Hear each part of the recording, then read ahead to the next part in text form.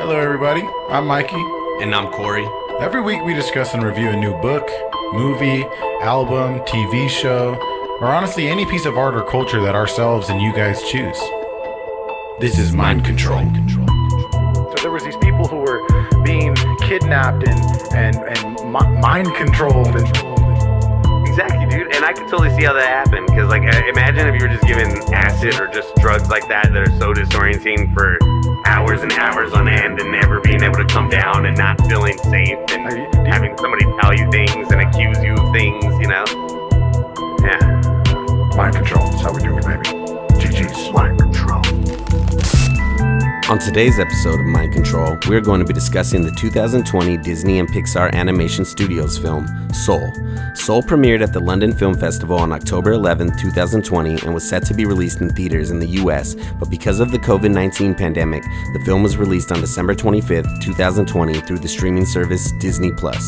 Soul was written by Pete Docter, Mike Jones, and Kemp Powers, and the film was directed by Pete Docter, who previously directed Inside Out as well as Up. Soul stars Jamie Foxx as Joe Gardner, a middle school band teacher with big dreams, and Tina Fey as 22, an unborn soul that can't quite see the point in living. In the film, Joe Gardner finally receives his big break to play piano at the best jazz club in town. But after receiving his opportunity, he heads home to get ready for his big night out and tragically steps in a manhole and is transferred to the great before. Joe manages to trick death and gets paired with 22 to help her find her spark while he attempts to get back to his own life. Soul also stars Graham Norton, Donnell Rawlings, Questlove, Angela Bassett, Daveed Diggs, and Rachel House. The music for the film was done by two teams, one of Trent Reznor and Atticus Ross, and the other of John Batiste, who is the band leader of the Stephen Colbert Show with his own band, Stay Human. Soul puts forth an important lesson about life. It is meant to be lived. This is Disney and Pixar Animation Studios, Soul. Hello, everybody. Welcome back to Mind Control. It is I, Audible 44, or Mikey, and this is Universe, or Corey. Yeah, Corey. What's up, everybody? How's everybody doing? We are doing Soul today, the movie, the Pixar movie. This is definitely something different that we've ever done before. Not only because it's really new, but it's a fucking cartoon, and it's I really enjoy. I've always enjoyed fucking cartoon movies, and even as I've gotten older, obviously when I was younger, but I really always enjoyed cartoon movies with like really, really deep meanings behind them, like even Lion King type shit and all that.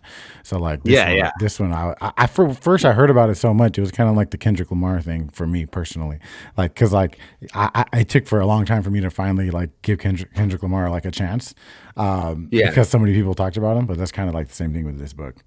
But I mean the movie.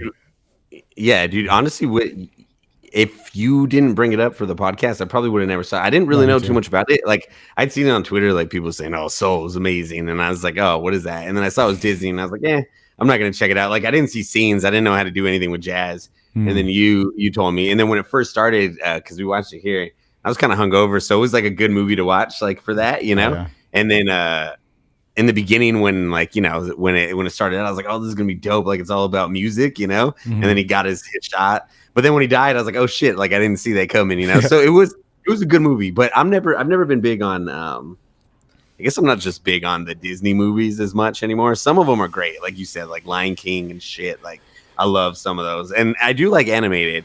But yeah, sometimes they don't like Up. Like Up is good, but it's not my favorite. Like I'm not gonna throw it on. Yeah, it's cool. It reminded me of this because Up is very like everything that happens is like, oh shit, I didn't see that coming. Oh shit, I didn't see that coming. And that's kind of how I felt with Soul. Like it was like a constant, like, oh, okay, like that's what this. Like I didn't know it was about him dying, and then about him trying to get back. Like I didn't know about any of that, So it was cool. I did like it. It was enjoyable. Yeah, I liked it. I've always loved movies like that are like. I feel like the first one that I ever saw with this type of concept was Osmosis Jones. And it's like, you Oh, remember that? dude. So that was a banger, dude. And it's like I've always liked movies where it depicts like the inside, or like just like gives these like narratives and like actual characters. I don't know, just in deep ways, kind of. Like Osmosis Jones was like the germs and shit inside of a body, as if the body was like a world, and like Yeah. all these different germs and sicknesses and all that shit had feelings, and people controlled the brain and all that. If I barely remember it, but Bro, yeah. it's funny that oh, stop it, Shutter. It's funny that you bring that up because I actually just saw that movie not that long ago. Wow. It was probably like a year ago, but I mean, still, that's not For that long for ago, the you know? first time you saw it? No, Oh, just okay. like over. Like it was on. Like I fucking forgot that movie even existed, and then like it was on, so I watched it, and because once I saw it, like I was like, oh, Osmosis Jones, like I'm pretty sure I've seen that, you know. Yeah. And then I put it on, and I was like, oh shit, I remember this. And dude, it's still such a good movie because I like to like it has like a lot of like like not facts, but like it's about the actual body and like Yeah. it's a cool movie. And then I feel like that one's almost there's kind of like a lot of adult like I like when cartoons do that too, and there's Hmm. like references that are for both, This like movie adults and was kids. Like like, Shrek does that, yeah, exactly. Yeah. And this movie Yeah, had so many like adult jokes. And it was yeah. like literally the first time we watched it, I was 10 times more into it than Mila was. Like I fucking love. I was on the edge of my seat, and she was like basically not even paying attention towards the middle of it. Hey, hey, bro, is there's am I tripping? Can you talk again? Is that Check, coming? check, check. Hello, hello. Are you hearing just a vacuum cleaner? Probably. That was probably a vacuum cleaner sound. Oh, okay. I was like, and it started right when you started talking again. I was like, what the fuck is that coming from your voice? All right, for Yeah. sure. Yeah, No, no, my no, bad. Go ahead. no, you're See what good. you're saying. What was I saying? You were saying that there was like a lot of like there's a lot of like deep and like adult Yeah, things yeah. in this And movie. that I was more into it than Mila was, which is kind of wild. And it's I could but see that. so like a lot of the older the jokes that I really thought were dope, like when they would call back to who her original mentor was, and how it was like Oh Muhammad yeah, Ali and then all these other people, like that was super fucking dope.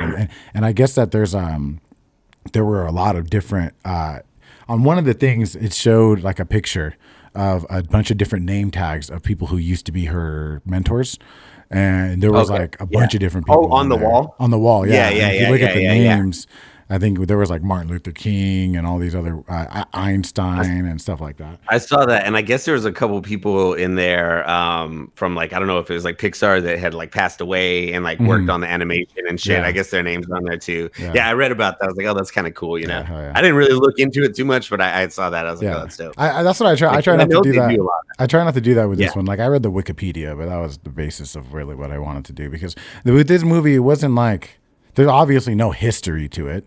I mean, I know I've yeah, seen that. There's no really big, huge, like historic type of things we could talk about. But at the same time, I guess that this was the first release, the first time any Pixar movie was released, not released in theaters, and I don't know. I think that I wanted to talk about that maybe a little bit, is like the idea of movie theaters even being a thing anymore. Like yeah. and like this being the future. To me it feels like this is the better way. Like I would much rather be home having a nice and have a drink, and rather than the movie theater for Ooh, 90% of what I watch. I would say there's definitely ooh. 10% of like action movies or things like that I'd want to watch in a theater, but I'd rather be home and like in my bed, like having a drink, not have to worry about driving home, stuff like that. I don't know, man. Like I'd have to disagree. Like some movies for sure, like Soul. Like of course, like I didn't need to go to no movie theater to fucking Yeah. see that. I could have watched Mm-hmm. it. Like watching it here on my couch was perfect for that. Mm-hmm. But yeah, well, I guess you said that like 10% of movies, but there are some movies like the new King Kong Godzilla that's coming out Yeah, on right. Yeah, HBO. exactly. I'm not gonna watch that And on the my movies, like phone. I want to go see that at Yeah, the fucking movies if I can. for And sure. I do like the movie experience. And I don't know if we talked about it, but I think we did in one podcast, but where Seth Rogen like he posted on Twitter like what was like the best like movie experience you've had like at the movie theaters, like where the Mm. whole audience was into it. And I Hmm. think we did talk about it, Yeah, and he talked about like seeing Jackass for the first time in a yeah, theater with a room with a crowd full of people. And yeah. like That's that true. is like I mean some movies I won't lie, they suck. Like especially like if it's like a quiet movie and you have a loud ass audience and it's Yeah. supposed to be quiet. But like some movies like Jackass, shit like that, like True. they're cool. Like Superbad, even like I wouldn't mind seeing Superbad in the theater again, just because Yeah. like it's cool when everybody's into it, cracking up, you know. Very true. Like unless you get so I do like that community kind of experience sometimes, It's true. but I could definitely see the benefits of staying home too, though. You know, I've gotten used to this staying home. I kind of like it. I know. You know? Yeah, exactly. And this is kind of one of the Bars are opening. I was like, no. Yeah, they just man, reopened today, I think, or something. Don't take me back. No. So this is like one of those movies that I've started to really understand. Like, oh, there's a lot of positives to just fucking chilling at home watching a movie. Like, I legitimately, and we'll get into it. Like, I was shedding tears during this movie. Like, especially during the part where, like, at the end when he like understood the lesson and was like understanding that, you know, life isn't, you know, Spark or whatever, and whatever the fuck, we'll get into that more. But yeah, it was nice to like be able to feel the utmost emotion I could, and not feel like, who the fuck's looking at me? Where am I? I'm, you know, blah, blah, blah. It was obviously Monica and Victoria were sitting there chuckling at me, or Monica was. Yeah. But yeah, it's a different experience. I think it allows me to truly, like, I can pause it. I can go pee. I can, you know, there's benefits to it. And I just kind of was one of the things I'm like, I don't know. I know there's theaters open. I think people in Southern California tend to think like movie theaters are never coming back and blah, blah, blah. But that's not, they're fucking open. Like probably more than half of the country still has theaters. I'm pretty sure. I could be totally fucking wrong.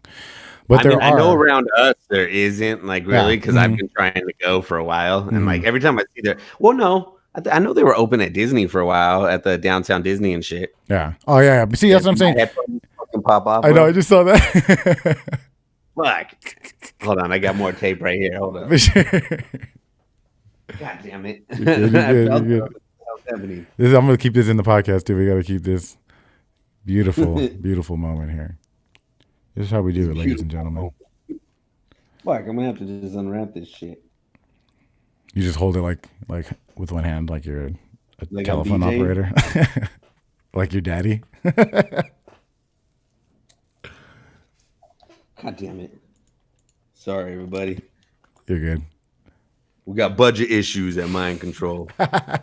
Yeah, so buy a fucking sweater, okay? We need the fucking money. Yeah. Shit. Oh, yeah. I guess I should mention that if you guys are interested in getting a Mind Control sweater or shirt, they are now available. If you're watching this on YouTube, just underneath the YouTube video, you can literally click and see and browse them. I think it's 20 something for a shirt and 32 or so for a sweater. So, or if you're not watching on YouTube, you could just go to audible484.com and they'll be right there. You got it? Whatever. We'll let it hang. I'm gonna have to get duct tape or something. This tape ain't working. But whatever. It don't matter. Maybe you could put your hoodie on and secure it or something. Maybe. Oh, hey, that's smart, bro. I was thinking that too. I was like, what can I do? I should have had it on the whole time to give it. Oh, boom. You can't. Bro, now it looks brand new. Yeah. And you look cooler. Cool. Yeah, new headphones. Cool. All right, what were you saying before? Shit. I don't even know. Or my mishap. So let me try to let's get into the movie a little bit, like parts of it, I guess. We were talking about movie theaters, I think, but then we're kind of ending. Yeah. But so I really like, so like you were talking about, there's something to when you watch a cartoon or like a children's movie or family movie, and there's like these really kind of, I would say, risque or fucking adult jokes in it. And I saw that a lot in this movie. But on top of that, it was like more so the deep philosophical meaning behind the movie. And on top of, because, you know, Pixar, Disney, they do that kind of shit. But I think this was super, super, even deeper than deep. It was like an intelligent lesson. Even I learned something from this movie because I wasn't expecting the way that, you know, after why can't I even think of his name, the main character, Joe Gardner, after Joe fucking gets back to Earth with the Earth's pass, even before that, you can kind of feel like, oh, this is not the resolution of the movie. You can see 22 still sad. She throws the fucking thing at him, and you can tell this is not the resolution yet, but it feels like a Disney resolution. He goes back to Earth, he gets his fucking dream come true, and I started tripping out when I was like, what the fuck, what's going on? Like, why is this, what is the resolution? I couldn't figure it out. It's really, really very rare that I can't like figure out for the most part what the lesson of a movie is or how it's going to end. You know what I'm saying? So for me to be or like surprised that the spark is not your purpose. And when that, that whole Yeah, idea yeah. what took me by surprise. And it was like, holy shit, this is a deep ass fucking movie. And it was super, I guess, moving and made me really trip out and think about like, it's super cliche, but I guess like, yeah, the true meaning to life is not necessarily like what you love to do, or your purpose in what your cliche purpose in life is. It's more so the little things and just what the movie told, and that was for whatever reason hit me kind of hard. I was like, holy shit, because it was surprising. No, dude. I agree because yeah, I feel like the purpose, not even the purpose of life, but like what the movie was trying to say is that like like Joe, for instance, obviously because he's the main character. Like a lot of us, like we want these big things in life. Like we strive to do this podcast, or we strive to be the best at this or the best at that, or do this when really, and it's like that's like our purpose in life. But it's like, no, it's like your purpose in life is literally what you're doing every day. It's waking up next to Monica. It's like watching the show with your kids. It's like that's like it's every day. Like you should, like that's what I got from it, that like we're all always waiting or striving for something when you should just stop and look around and appreciate just being alive right now, because that's the most important lesson you could ever learn. Is like you don't have anywhere to be. Everything that you need is right here. You just need to work with it, you know? You need to realize that it's there instead of taking it for granted. Like at the end, when he finally goes out again, like he's not even concerned about the music. Like he just wants to feel the wind and like feel the little things that we all take for fucking granted. And like it made me think a lot too, because I was, like I said, hungover and kind of like in a depressed kind of mood, feeling down. And I did, like that hit me too. Like I really like the message of it. That's why like I was saying, like the movie wasn't my favorite just because I'm not a big like Disney, but like I really like the messages in this movie because like it didn't make me feel like fuck. Like it's so true. And like I've heard it in other things, it's like shit, we're always looking for something, but it's like, why don't you just look around what's directly in front of you, most times it's already there, life is life. It's, like to be lived. Exactly. And I think that they portrayed that really well in the scene with the barber. Oh, dude, that's one of my favorite scenes. Yeah, it's wild because like it shows how, I don't know, close-minded, but how selfish kind of that Joe Gardner is as a character, and how in a way, he's trying to just, live his life and accomplish his dreams, and he stays focused and never gives up and shit like that. But in a sense that like you just said, that it can become an obsession. And even the movie shows that in the like underworld scenes, which were fucking amazing. And I want to talk about too, because how they sounded, even after you said the Nine Inch Nail, that it was produced by Trent Reznor and all those, metaphysical scenes or whatever. Yeah. I was like, when I watched it the second time, I knew that, and I was like, oh yeah, no wonder you hear these crazy. It sounds like a Nine Inch Nails like song almost, a lot of those scenes, and it's wild. Yeah, it is. Cool. But in those scenes, it shows the people who become how their passion can become an obsession, and then they just get lost in the void. That was all these wild parts were fucking awesome, and it was. It was like I said in the scene with Dez the barber, how he was like, "You never asked, Joe," and they just like that was his first time ever even getting to know his friend, but they didn't, And then and Dez wanted to be a vet and then becoming a barber, and he was and just being okay with that, and finding a new passion and fulfillment in a new way, and how sometimes people like probably who we are, like Joe Gardner, obsessed with trying to be the best at something and to do something and mean something, that we can just get lost in that. And forget that it's like the little things are what matter. So it's a fucking wild. I cannot believe we're talking about these deep topics from a fucking Pixar movie. Yeah, no, dude, it was. That's why, like after watching that, I was like, oh, this is actually a pretty good pick, just because of like not even like the little details in the movie, but just like the overall message. And I like that you brought that up too, because like that is one of my favorite parts in the barbershop. And I like at the end when he's like, why haven't you ever told me this before? And he's like, oh, you just never asked. Like, you've all, and like he said, I'm glad to talk to you about something other than music. And like, it does show you like you can get stuck in this bubble. Yeah. And then like you said too, like I love that too, the place where they would get stuck and the zone were like in the same area. Yeah. Like you could be in the zone, which was effort. And then the people stuck were the ones that were like, that's what I like too, that like, being in the zone and being great at the piano was all just feeling and effortless. And then when people would get stuck, it wasn't that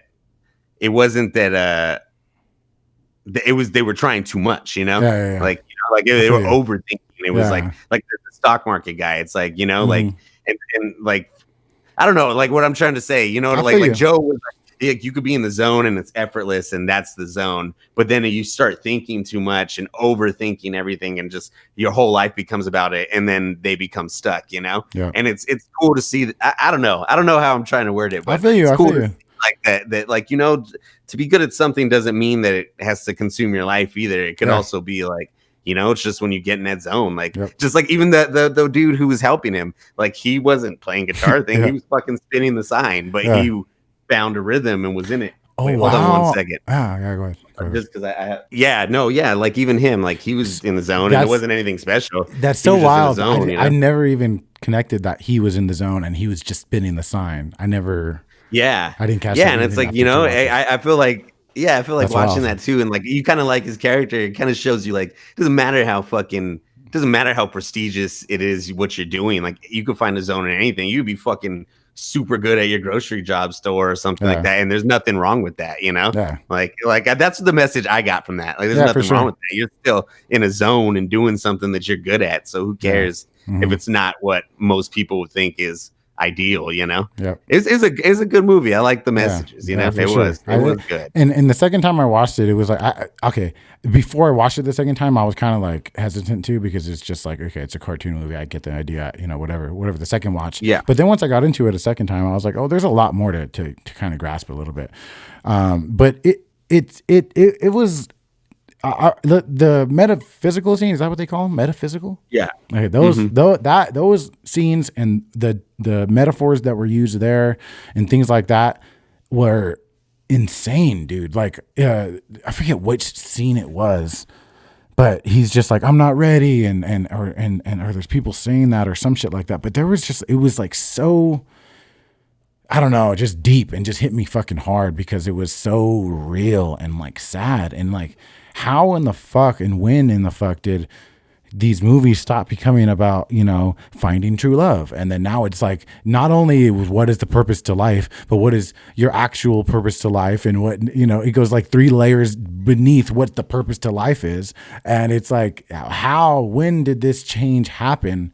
Because it's just wild to me that is like that. So it's like, I think this movie was made in a different realm than a lot of the other Pixar movies, I think. But, Yeah. you know, I mean, I like, you know, I like that they do tackle it though. Just like I like that 22 to 22 too. Like I like 22's character is not really a character that I like you were talking about with this idea. It's not really a character I would expect to be in a kids movie because like in the beginning, you know, before the ending where she obviously wants to live, a lot of her is talking about how she just sees life as pointless and like to be a human and live and do what we do every day is so pointless and there's no reason and she has no desire to even live, you know? And I feel like that's pretty dark and nihilistic and, you know, for a kids movie for the character, you know? And because she is supposed to be a funny, fun character. But if you really think about like the idea she's saying, it's like she's saying there's no point in life. She'd rather just be dead and never live ever, you know?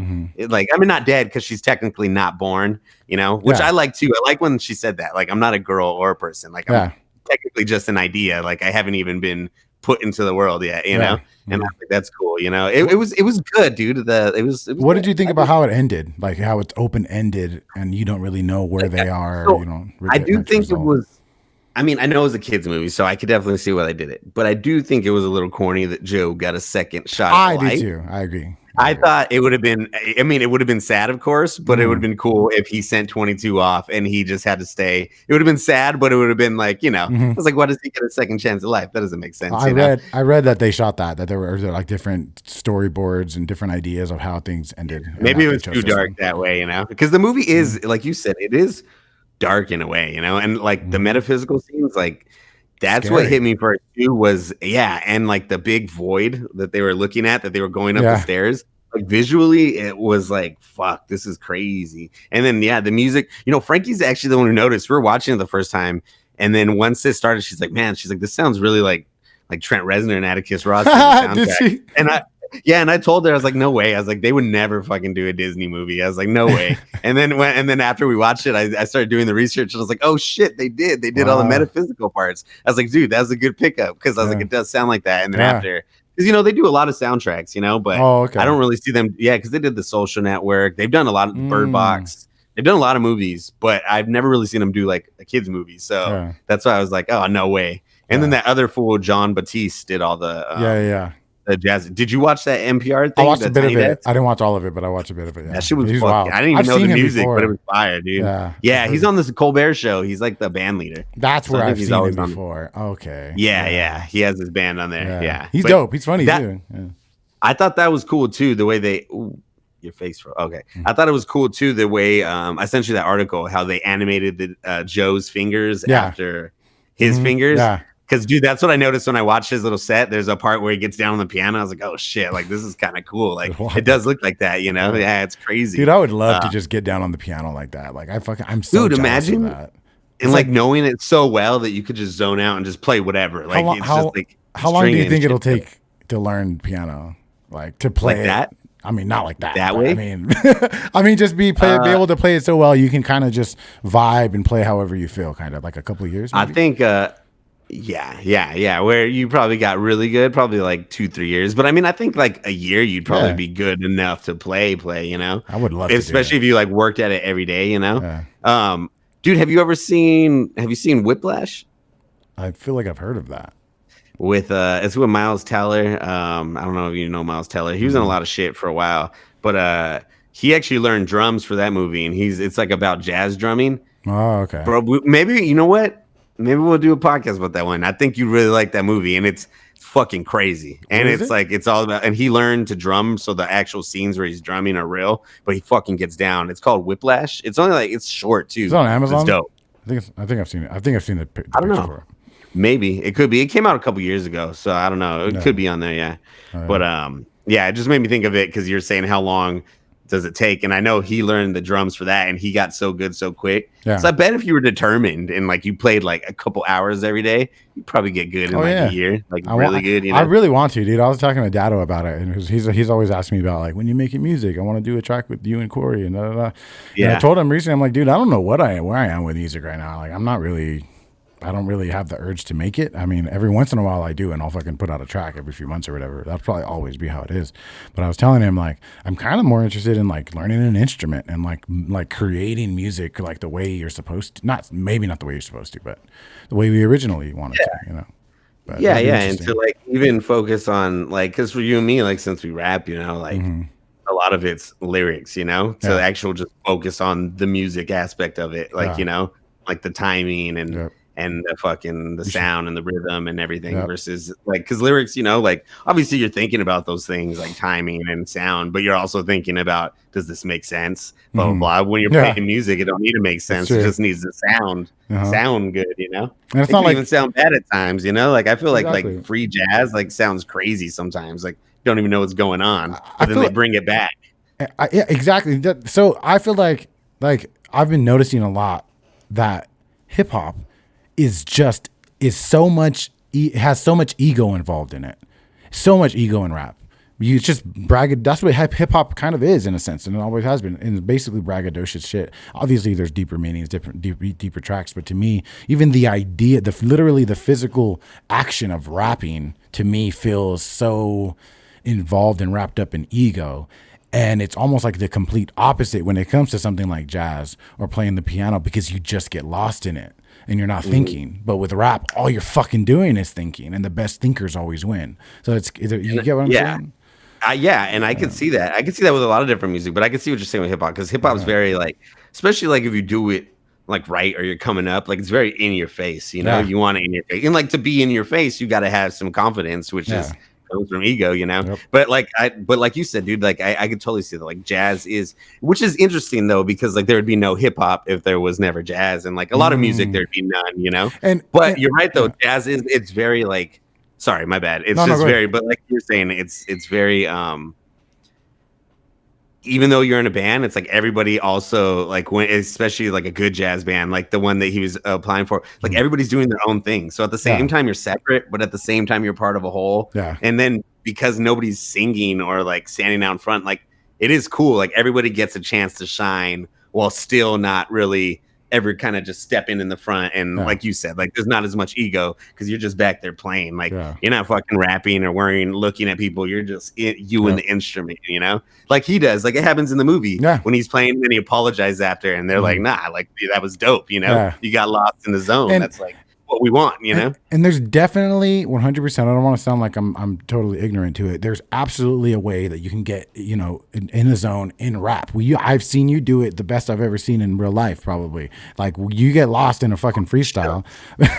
You know what I'm saying? Like, you know, you get lost in a freestyle and just, that is not ego. There is a place where you can find hip hop with no ego. Yeah, you know? for sure. So Yeah. it's just, But a lot of the like mainstream hip hop and like what you're talking about, like all the shit that you normally hear, like a lot of that is like, you know, is ego. But then like you said, you could get in the zone. And then there are also people who are like Kid Cudi, who, you know, like I feel like it's ego, but he's also talking about these things too, you know? Yeah. And like, true. or like, you know, some artists recognize it, you know? Yeah. Dude, but you're right though. A lot of the shit that's popular now, it's just like ego driven. Dude, if I tap hip hop on Spotify and I go to like the top hip hop, I'm like, this is not hip hop. It's like, not what the same. fuck is this? Can't even understand. It's like, I know this. I sound old as fuck. You can't understand what the fuck they're saying. It's like it's all just rhythm and melody. I don't know. Fucking hip hop sucks right now. But there's still, you got to go to the little bottom other ones, like the little other charts. Real hip hop, and there is definitely a lot of good hip hop, but I don't like there's that. A lot of good people, but it's like subgenre now. What the hip hop we fuck with is a subgenre almost. Kendrick, I'm not gonna lie, maybe. though, because of Paul though, like I do listen to like a lot of that shit too, you know. But you're right though, like, but the funniest thing for me though, like I don't even feel like it's almost like the opposite of what these kids think they're, because Paul showed me certain songs, you know, and like they're obviously like the SoundCloud hip hop. But I listened to him and I'm like, bro, like if I didn't know what this was and you showed this to me when I was in middle school, I would have thought this was My Chemical Romance. Like it sounds like that emo music, you know, like Lil Peep and all that sounds like what the emo music, you know, and like this is like a lot of that, like or like Juice WRLD, all that, like it's like this is the hip hop that kids like and shit. And like I fuck with Juice WRLD and shit. But like if you listen to it, I was like, man, this sounds a lot like what like the emo kids were doing back in the day, the scene kids, you know? Yeah. Like especially Scene the way kids, like wow. you don't have to be a great singer to sing, you know? True. And like that was like totally like that type of thing. Like you didn't have to sound good. Yeah. It's just like, and it's also depressing too, you know? Which also I noticed, like I always wonder how much of an effect that has. Cause I feel like when we came up, like, yeah, you had, obviously there's always been depressing music and like hip hop too, but like you had a lot of hip hop, like we came up on Eminem and Kanye and Cudi and shit like that, which is dope. But a lot of these kids are only coming up on like the like Lil Peep, Lil Xan, and like not to talk shit because I don't listen to too much of it, but like if all you're listening to is depressing shit all day, like I feel like aren't you just prone to be more depressed? It's like that's all the hip hop is just depressing. And it's like it's not all depressing, you know. Like, see, that's one side of the hip hop that I wasn't even really aiming. Like I kind of like with the depressing, that little depressing corner. I do. Yeah. But mostly what I'm saying is like it's like future shit, future fucking, you know, fucking what I like future. You know what I'm saying though? Like that braggadocious, the new braggadocious hip hop is like it lacks, to me it just lacks substance for the most part. I'll fuck with it every once in a while, but like I can't listen to it over and over. But I will say that there is this new wave of like depressing hip hop that I do fuck with, and I love Lil Peep. I a lot of his shit, not all of his shit. There is that lane is dope. Dude, Call Me When You're Sober Part 2, his album is probably top 10 albums in my opinion, like of all music to me. All right, I'll listen to it, bro. I'll listen to it. Yeah, I'm telling you, let's do it. It's fucking fire. It came out. That was his first album that came out after he died, and it was like I believe the one he was working on to be like his first legitimate release, like real release. And so you hear a super kind of like, I don't want to say commercialized, but a lot more of like a conceptualized maybe version of Lil Peep. So it's still super depressing, but it's produced so well, and it's like conceptually it's awesome. You'll fuck with that. Okay, yeah. See, I don't want to come off as like talking shit about all of it because like I like that depressing thing too. Me too. Yeah, I just thought about it though, like because like when I was working at the middle school, like I would see like all the kids listening to that, and I was just thinking like, man, like you know, because like but it's true though. never mind. Never mind. Let me take that back because I Take think what about back? it when I was in like what I Mm, was saying. mm. Like in middle school, high school, like that is how you feel. Like I wanted to listen to Oh yeah. depressing shit. Like Hmm. I wanted to listen to Nick Lachey's Heart Be Broken, I wanted to listen to some depressing ass shit, you know what I mean? Yes, yes, So I it's feel like you. so maybe I'll take that back, maybe it's right up the kids' alleys. No, that's the There's thing. sometimes I think that too. Like, am I just getting old now? Is that why my opinions are changing? Oh Like, yeah. because sometimes I'm like, man, dude, I feel like my parents. Like, sometimes I'll say things about Paul's music, and then after I'll think about it, I'm like, why'd I say that to Paul? Like, that's like my dad would have said to me. Like, what the fuck? Like, Yeah. I'm old. I'm like, all right, put it back on, Paul. Let's listen to it. Now Well, I I feel mean, bad. what it is, it's not necessarily an old thing. It's just like I think it's definitely has to do with you connecting to a certain type of music at a certain time because you were a certain way, you were living a certain life, and that music will always connect with you a certain way and remind you of certain feelings. And now you're in a different place, and that type of whatever there's just a different. Yeah, It's almost like even like I wonder like if it has anything to do with like evolution in a sense. Like obviously evolution takes fucking millions of years, but I'm saying like as DNA changes from person to person and as technology takes over more, is that our taste in music as human beings gonna become something we've never even heard of before? Because like where is humanity at in a sense? Maybe I'm high, but like I feel like technology is about to change the game, and maybe that is and also going to change the way what we like and enjoy when it comes to music. Like maybe yeah. it'll become a lot more, which it already is, robotic and techno and shit. But I don't know. Maybe it becomes Revolution 9, and maybe fucking John was That's right. what John Lennon always thought. Yeah. Yeah, I was gonna say that's what he always thought. Yeah. Nah, but I can see what you're saying because like the last like, well, I mean like because hip hop now is obviously like the new pop. It's like Yeah. you look at the record charts, like it's like hip hop, Yeah. but or rap or whatever you want to call it, SoundCloud rap, whatever it Yeah. is, Mhm. But fucking yeah, like I like the last I feel like big change in music in general was like the big electronic boom Yeah. that like we kind of seen like because electronic obviously has been here since like the 80s and like synthesizers and shit, Yeah. but definitely like 2000s is when you saw fucking like when we started raving was like huge boom, and Yeah. that kind of took over for a long time.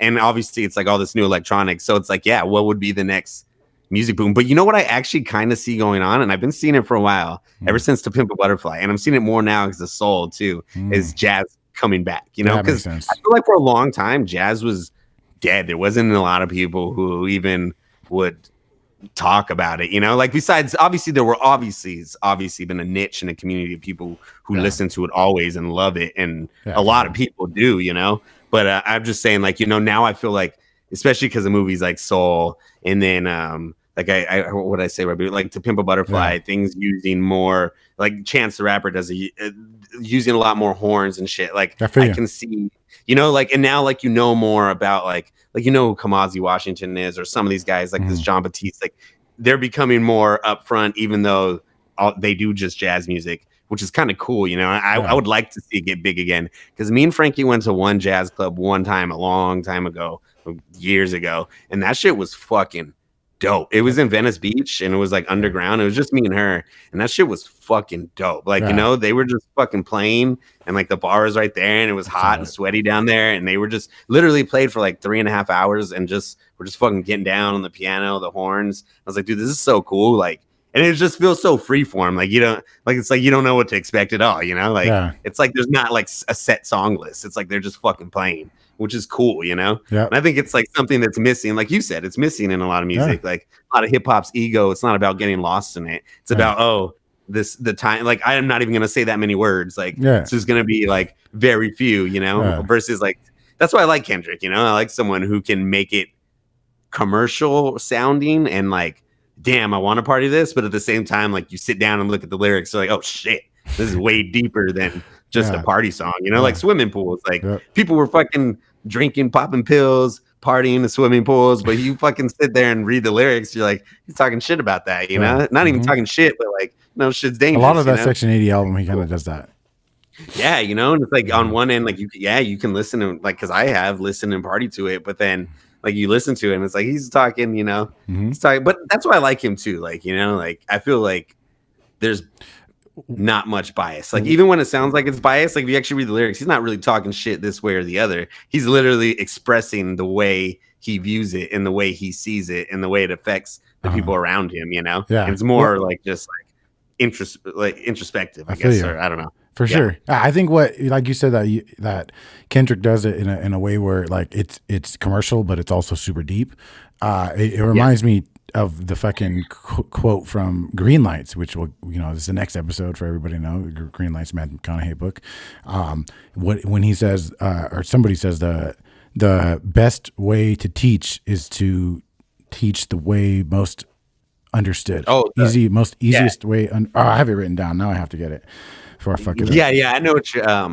Get it if you have it. Yeah, it's like teaching. I have it right here. Is the best, like when it's easiest. The best understood. The best way to teach is the way that's most understood. So yeah, I think that he does that very fucking well. But yeah, it's definitely it's wild, man. I don't know. I don't even know what I like how we branched off. I know. I don't know where we are. But I mean, I think it's cool because it all does come back to that jazz. Like that's how we got to it. Like do you remember being at Robbie's house or Mixer's house and we fucking were? Oh, yeah. He was on what was he on the guitar? Yeah, that night we were all drunk. Yeah. Yeah, dude. I was one of the best. I remember that when that night I was like addicted to that. I wanted to keep doing that. No, dude. Exactly. Like if every studio session could have been like that, like that'd be dope. Like just to have a bunch of instruments. See, that's the problem though. Is like neither of us really play that well. Like, but if one of us or both of us actually played and we did the rap, like we could literally sit in a room with a piano and then drums and just fucking just do some shit. Like that would be dope. Like, I remember there were times. I remember there were times where I don't know if you were there, who the fuck was there. I just remember there were times when I was like, or certain people were like, fuck, that we were on psychedelics or whatever. And I remember people, maybe me, I don't really know. I just have this memory of somebody wanting to like chant or like do a beat. And then we just all kind of get caught in it in like a psychedelic way. But then always there was somebody's like fucking ego that would pop up and be like, oh, this, I don't want no. It was like pushed you away because you have that is vulnerability in a way to get lost in a group chant or a group. Because it's silly and stupid, but it looks that way. But I remember specifically being on psychedelics, and even probably my ego got involved and was like, "Oh, this is weird. I feel weird. I feel insecure about it." But I also remember in the few seconds that me or whoever did get lost in that psychedelic moment of music and chanting and just carrying together in a rhythm and in a group environment was like this intense, like holy shit. And then it totally reminds me of that night with Robbie, and it totally reminds me of this movie when he gets lost. And it's just like this movie kind of definitely pushed me to want to learn an instrument and go down that lane, especially as in my older age. I can't rap about my dick size anymore and bitches. I just can't. Can't do it. Nah, but dude, that actually would be pretty cool though, because like you see they do that in like ayahuasca like ceremonies, where like I've always thought that was interesting too, because like normally for us, like we, tripped festivals or we've tripped at homes, but we're listening to music through speakers, like to have it all be live, like and percussion or voices or anything. Yeah, even if it doesn't sound good, just to be just bumping on bongos, like butt naked, like Matthew McConaughey. You know what I mean, dude? Like that would be dope. I could get down with that. For sure. But dude, I've been thinking that a lot too. I've actually been breaking out the piano and guitar and been actually started last week. I've been trying to do 30 minutes on each day, You took piano lessons for a while, no? Nah, guitar lessons. Piano done, but the piano makes it easier. It makes a lot more sense than the guitar, That's what I've heard. If you learn piano, like that's the first instrument you should learn or something, piano, and then it's easier to learn everything else. Yeah, because you can actually see the way the key, because like on the guitar it's weird because of the strings, so the keys are all different places, like versus like the piano it's all linear, like you can see the C, A through C, or A, whatever, you know what I mean? Dude, I took a piano class in 9th grade, and how tight is that I had a fucking piano class in 9th grade, but I remember hating it. And as much as I was you were in band, weren't you?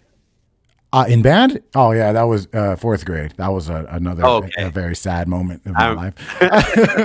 Yes, I was in band for everyone listening in 4th grade. But fucking no, but yeah, it was like it trips me out to think now that in 9th grade, I as much as I was into music even then, I had a class that was paid for where I learned piano, and I barely got by with a C, and everything else I had Fs. But in that class, I actually gave enough of a fuck and was interested enough to have a C. But I remember one of my teachers telling me too, like, this is obviously something you're interested in, but you need to understand that if you don't get passing grades in your other classes too, you're gonna get kicked out of the fucking school. And I was just like, man, fuck you, don't. Stupid ass, dumbass little kid, and But yeah, it's just wild to me. Like I had that opportunity, and then, but as I mean, honestly though, too, like I feel like, I mean, I don't know, maybe I'm just fucking talking out of my ass, but I feel like teaching yourself piano is probably way more valuable than I think the classes would be valuable if you already knew how to play, because then you can start putting the theory behind what you're doing. But I feel like it's a little bit, which I hate to keep bringing it up because I know we're going to do the podcast on it. It's a bit like what Matthew McConaughey talked about how he was landing roles and doing well. And then the second he started taking acting classes and putting theory into it, that it was like, oh, not as many roles are coming his way. And he's like, I realized like you got to add yourself to, like, it's cool to know the theory for sure, but you got to know what you're doing first too, Which I feel like with something like piano or any instrument, like, because, people do it all the time. They go to school for music and they don't do anything with it because it's like, if you're only focused on theory and the educational or the academic side of it, like even if you learn to play, it's always going to be academic and educational versus like that dude from Soul. Like when you see him play in the movie or like on the fucking that NPR Tiny Desk, like there are parts where like he's playing. Like I always think that too. It's like some parts like in the movie, they don't even sound like traditional. Like it doesn't even sound like it's coming together, but then somehow it does. And I feel like that doesn't come from like academic shit. That comes from like the whole point, not the whole point, but a big part of Soul. Like exactly. That feeling, knowing what you're doing so well that you can let yourself space out and just do it. There's actually a beautiful scene or like shot where he picks up his music off his piano thing and moves the music and puts all the things that 22 had like collected.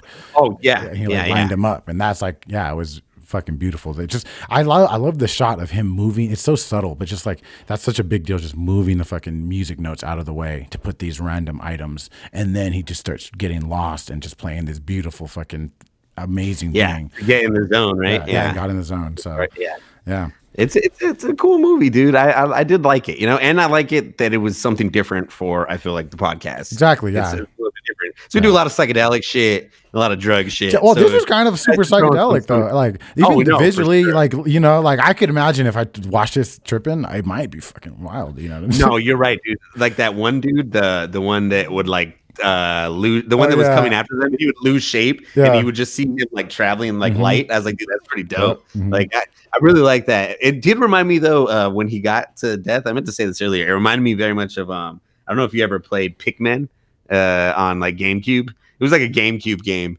but it was very it's very like, I don't know, the animation reminded me of that. Very just, I don't know, weird. I wish you'd played it, otherwise then you'd understand. I feel you.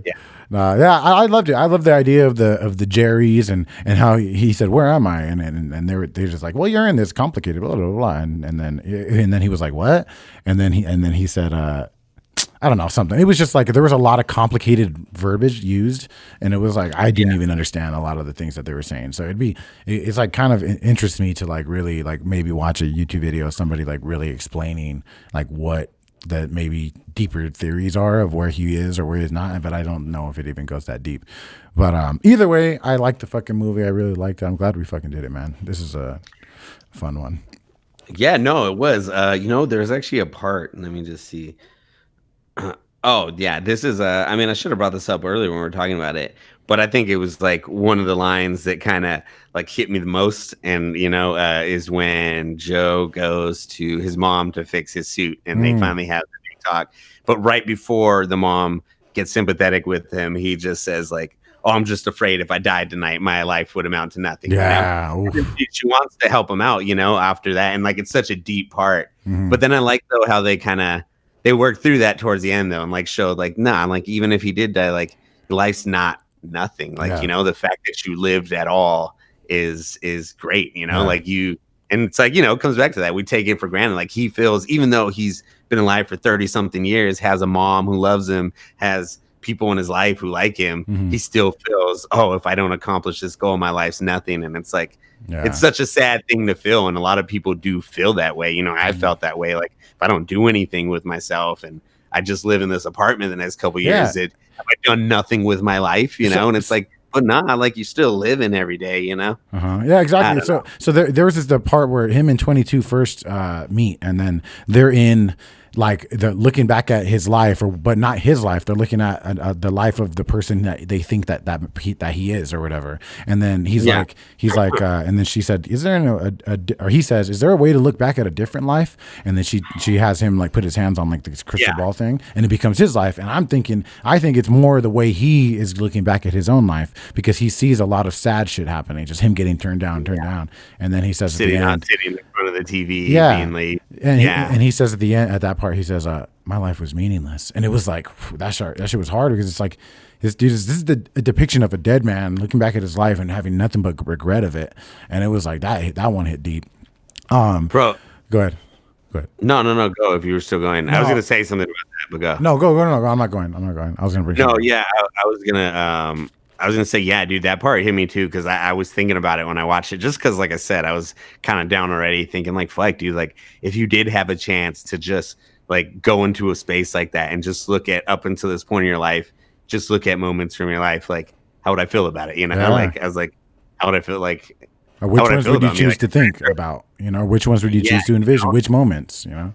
Yeah, and it's like, but it's like, you know, even if I were to view all the bad ones, it just started making me think too. I'm like, fuck, dude, like I don't know, you know, I've never really I've read about people doing things like that and talking about thinking that way, but I've never really thought that way about, like, you know, lay your life out now and look at it and like, what don't you like about yourself? What do you like about yourself? And, you know, like if you're able to actually go and look at those things, like how much would it change me? Or would I be the same piece of shit? You know, like, I don't know. It also made me think like, fuck, dude, there are things I wouldn't even want to see again, you know, like, you know, especially like things that I've done, you know? So I'm like, fuck, you know, it just made me think like, man, if I could look back on my life, like would I feel the same way he does, you know, like at this moment, like it was just deep, like, you know, it did hit me too. So that's why I like the ending though. Cause I was like, yeah, you know, it's true. Like, fuck that. Every day you're living, you got, you know, you got some friends or family, you're already doing better than most people, you know? It's like, so it's, I feel like we got it good. And you and me, I think you talked about it before. I feel like there's just, we're so biologically used to having issues that now that our lives we don't have to deal with trying to live and survive. We focus on other things to make issues out of, you know? Because we're used to being fucking terrified of being eaten by saber-toothed tigers and fucking stomped by mastodons and shit. But now we don't have that, so we just fucking create these fucking bullshit ideas of bullshit in our mind that aren't even fucking real, and we're just fucking beating ourselves up every day because we're fucking bored. But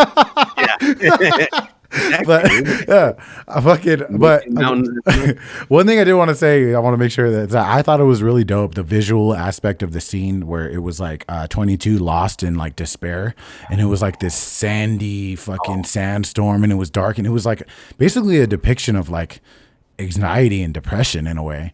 And it was like, wow, that's such a amazing, beautiful way of putting it, because it is that. Just, I'm meaningless. I have nobody. I have no goals. I'm no path. I'm not important. And it's just this whirlwind of ideas and sand. Just, you don't see anything, and you have all these ideas of people and things yelling at you and talking down to you, and then you're just agreeing with them and just like lost. It was just a beautiful, really great way, I thought, of visually depicting that. Yeah, no, when you brought it up, I liked it too, because like I guess I knew what they were talking about, but like I don't know, it made more sense the way you said it, like how it was like when it started to consume their lives, it was a bad thing, you know? Like, it's like, even if it wasn't initially a bad thing and it was something they loved, once you let it consume and take over every aspect of you, it is, you know? Because then you miss out on everything else in life that's right in front of you. Damn. Yeah, man. Fucking beautiful. You guys check out Soul. If you check it out, I don't think you guys have made it to this end part of the podcast if you haven't watched it yet. But I loved it. Great movie. Great discussion, man. If you guys should check us out on Instagram. I'm at audible_484. Oh no, we have the Mind Control podcast Instagram now.